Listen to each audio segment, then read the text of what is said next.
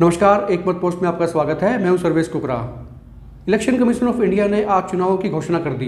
दिल्ली में आयोजित एक प्रेस कॉन्फ्रेंस में इलेक्शन कमीशन ने ये घोषणा करते हुए कहा कि देश भर में चुनाव 7 चरणों में करवाया जाएगा। हरियाणा की बात करते हैं।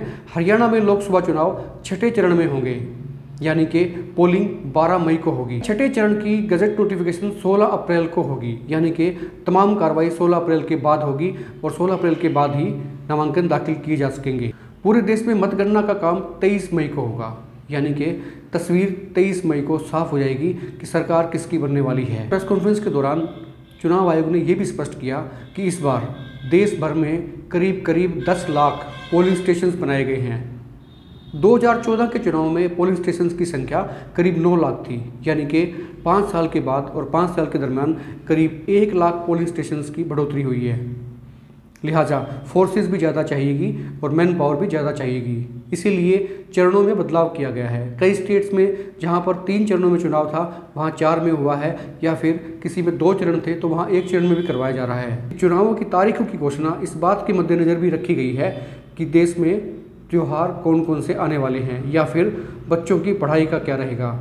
एग्जाम्स की डेट्स को लेकर भी उन्होंने ध्यान रखा है। मुख्य चुनाव आयुक्त सुनील अरोड़ा ने प्रेस कॉन्फ्रेंस के दौरान ये भी कहा कि इस बार उनकी नज़र तमाम पोलिंग स्टेशन पर सुविधाओं को लेकर भी है। उन्होंने दावा किया कि तमाम पोलिंग स्टेशन पर खास तौर पर पानी की सुविधा, टॉयलेट्स की सुविधा और डिसेबल पर्सन्स के लिए चढ़ने की सुविधा, यानी कि रैंप बनाए जाने की सुविधा को खास मद्देनजर रखा जाएगा। मुख्य चुनाव आयुक्त ने यह भी कहा कि हर पोलिंग स्टेशन पर वीवीपैट मशीनें लगाई जाएंगी। इसका मतलब ये है कि जहां वीवीपैट मशीनें लगेंगी वहां पर वोटर यानी कि मतदाता वोट डालने के बाद एक पर्ची ले सकेगा जिस पर उसके वोट अंकित होगा और उसको पता लग जाएगा कि उसका वोट कहां गया है। मुख्य चुनाव आयुक्त सुनील अरोड़ा से जब ये सवाल किया गया कि सोशल मीडिया को लेकर, यानी कि उन पर अंकुश लगाने या फिर निगरानी करने के लिए उनकी तैयारियां कैसी हैं, तो इसमें वो कुछ बेबस नजर आए।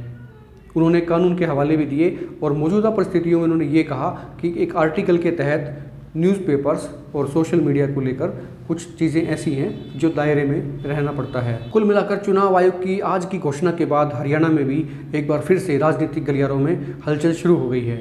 चुनाव आयोग ने तय किया है कि हरियाणा में 6ठे फेज में चुनाव होगा, यानी कि 12 मई को हरियाणा में मतगणना होगी। इससे पहले 16 अप्रैल को गजट नोटिफिकेशन होगा। चुनाव आयोग ने स्पष्ट किया कि इस सरकार, मौजूदा सरकार यानी कि मोदी सरकार का कार्यकाल 3 जून तक रहेगा।